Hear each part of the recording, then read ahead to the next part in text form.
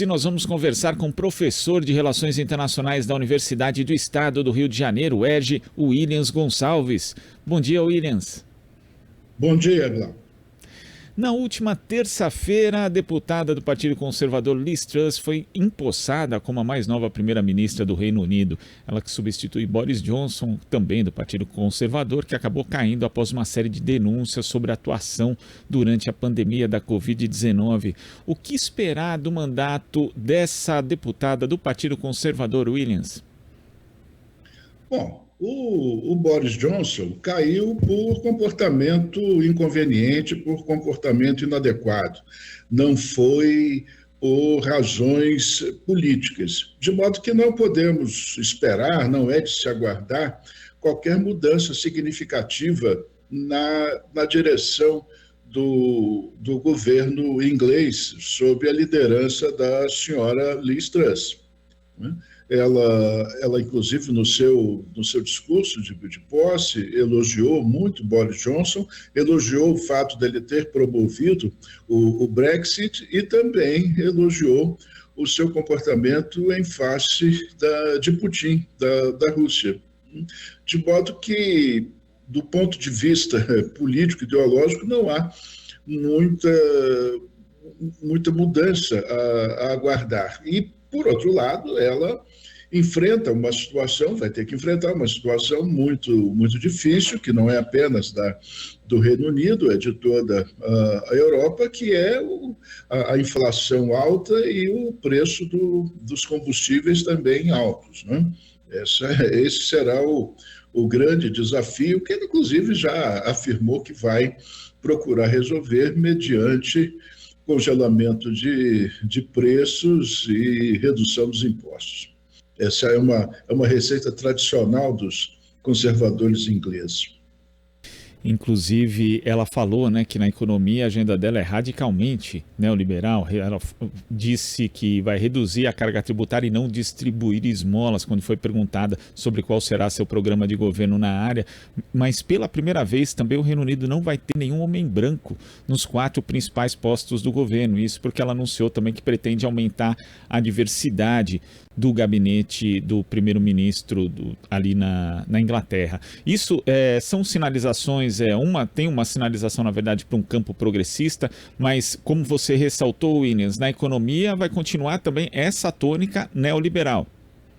Sim, naturalmente, essa questão da composição étnica do governo é um aceno para as mais recentes tendências, né, em relação a esse assunto, questão de identidade cultural. Mas o que é fundamental nisso é que ela pretende retomar uma linha política que já foi aplicada há muitos e muitos anos pela senhora Margaret Thatcher, e inclusive foi revista posteriormente, uma vez que deixou a Inglaterra em situação muito ruim.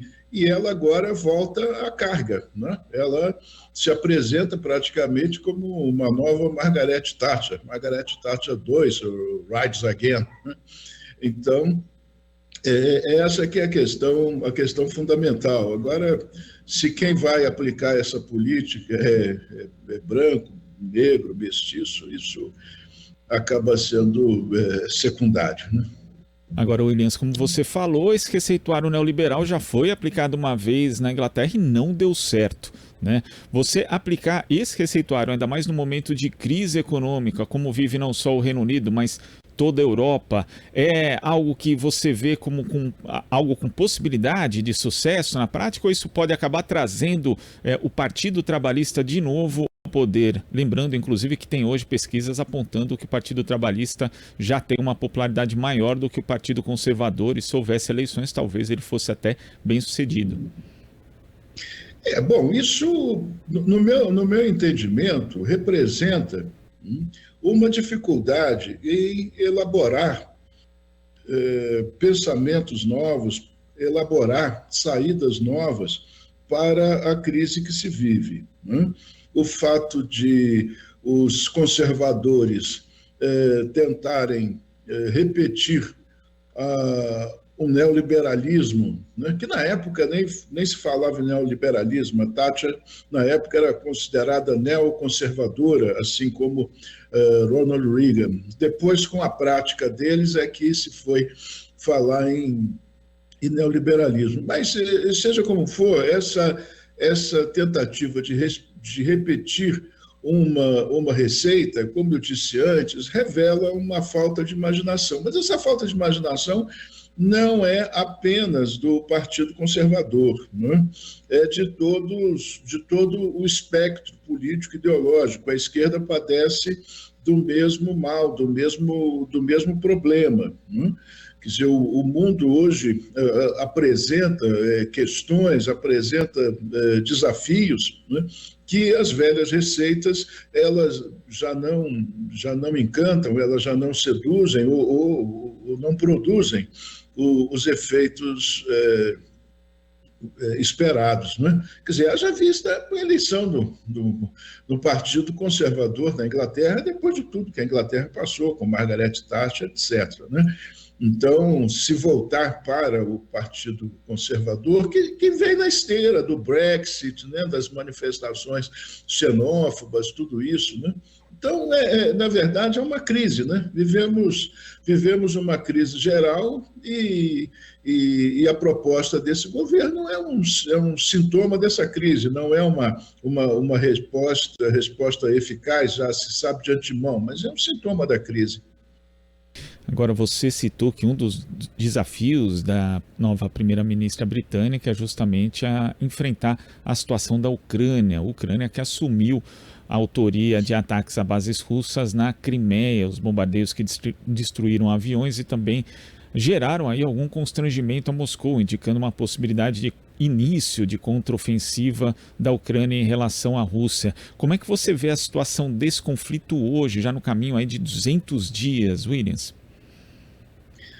O que eu vejo é o seguinte, é que a OTAN, sob a liderança dos Estados Unidos, criou uma situação terrível, né, que, em tese, apenas os Estados Unidos lucra, porque há uma obsessão, né, uma obsessão que pode ser explicada historicamente, politicamente, da parte dos Estados Unidos, de assediar a Rússia, de isolar a Rússia.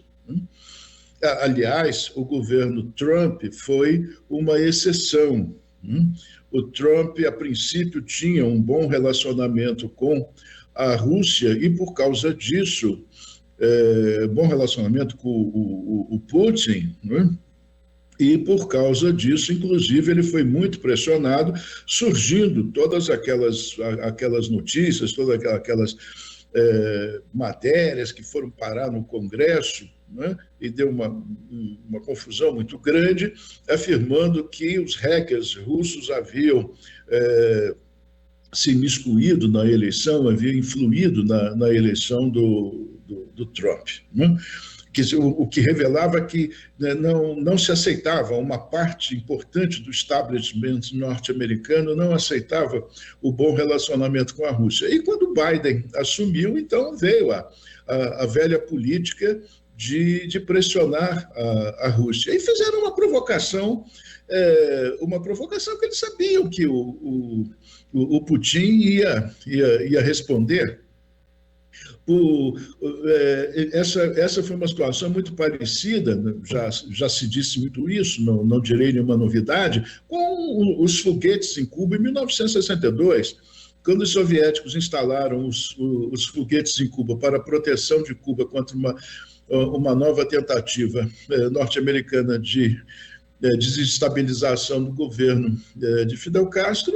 O presidente John Kennedy ameaçou com guerra, e o Khrushchev foi lá e retirou os mísseis, né? E agora os americanos fizeram a mesma coisa, né? Pegaram mísseis, pretendiam, né, ao incluir a Ucrânia na OTAN, instalar mísseis, mísseis nucleares na fronteira com a Rússia, né? Inclusive, Isso corresponde a um planejamento muito conhecido do Pentágono, que é a chamada primavera nuclear, que é uma estratégia de guerra que desencadear um ataque nuclear arrasador, impossibilitando a resposta. Então, é claro que o Putin ia reagir, e não é porque ele, qualquer outro presidente da Rússia faria o mesmo. E isso lançou a Europa numa situação muito, muito ruim, né? Alguns países estão sofrendo muito isso. A Alemanha, em primeiro lugar, né?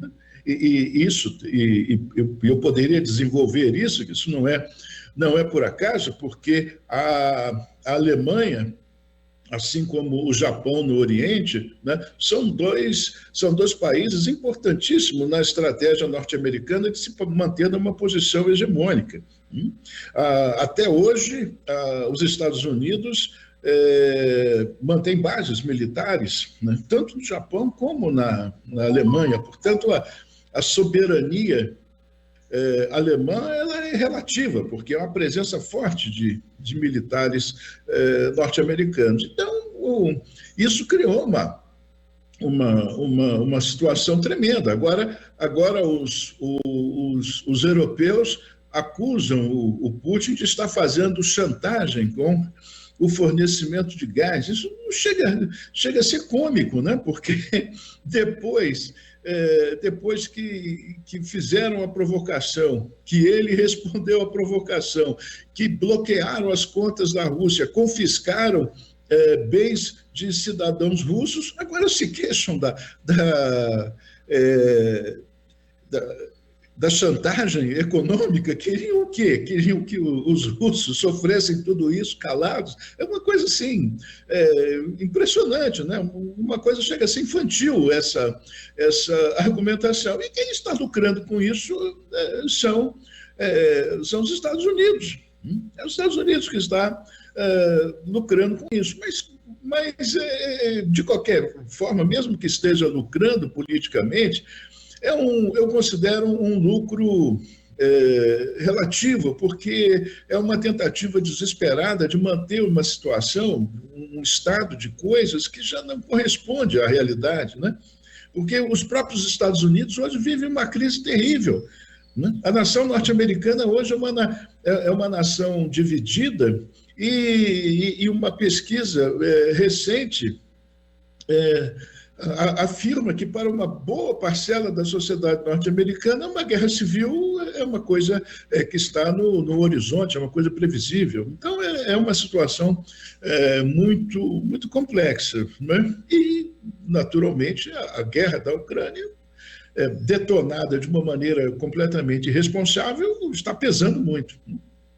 Agora, Williams, dentro desse cenário que você desenha, né, com os Estados Unidos sendo o único ator que está ganhando, mesmo assim, uma vitória relativa, como você aponta, e a Europa perdendo demais. É ela que está enfrentando a pior crise energética da história, provocada justamente por essa redução do fornecimento de petróleo e gás da Rússia, do qual o continente quase todo é muito dependente. E daqui a 3 meses a gente vai ter a chegada do inverno, que costuma ser muito rigoroso no continente e também acaba obrigando aí a um fornecimento de energia muito maior, porque o consumo cresce bastante.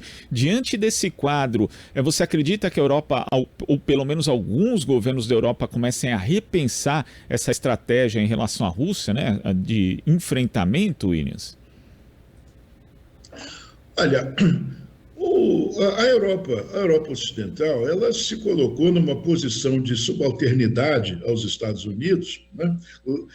Relação essa que os Estados Unidos, como eu acabei de dizer, né, procurou reafirmar, de modo que, do ponto de vista das elites dirigentes, né, eu vejo que a situação vai se manter a mesma. O problema é a reação interna, né? Quer dizer, como explicar para o povo, né, que vai sofrer as consequências disso, né, essa tomada de posição, né? Porque, claro, essa posição de subalternidade, essa relação de subalternidade em relação aos Estados Unidos vai criar problema interno, né? Quer dizer, qual a razão né, o povo da Europa Ocidental vai se perguntar, mas vamos passar, né, ou estamos passando por fortes privações por causa da guerra da Ucrânia. Por que essa guerra? Né? Isso é uma coisa comum, né? Geralmente, quando se começam as guerras, as pessoas vão alegremente para a guerra, se pintam para a guerra, mas depois, quando a guerra se prolonga e os seus efeitos nefastos começam a aparecer, aí sim é que vem o questionamento com mais profundidade. Mas por que nós estamos fazendo essa guerra? Haja vista a situação da Alemanha. Sob o governo de Angela Merkel, a Alemanha ia manobrando com os Estados Unidos e com a Rússia. Com esse Olaf Scholz, né, a Alemanha se subordinou completamente aos Estados Unidos sem negociação. E a Alemanha vive uma situação horrível. A Alemanha está se desindustrializando, não tem energia, a inflação alta. E aí a pergunta, né, que virá é: mas por quê? Por quê? Portanto, esse inverno vai dar o que falar. Williams, queria agradecer a sua participação aqui no nosso Jornal Brasil Atual de hoje. Até a próxima. Eu que agradeço o convite. Um grande abraço, bom dia a todos. Abraço, bom dia. Conversamos aqui com o professor de Relações Internacionais da Universidade do Estado do Rio de Janeiro, a UERJ, Williams Gonçalves. Estamos apresentando Jornal Brasil Atual. As notícias que os outros não dão.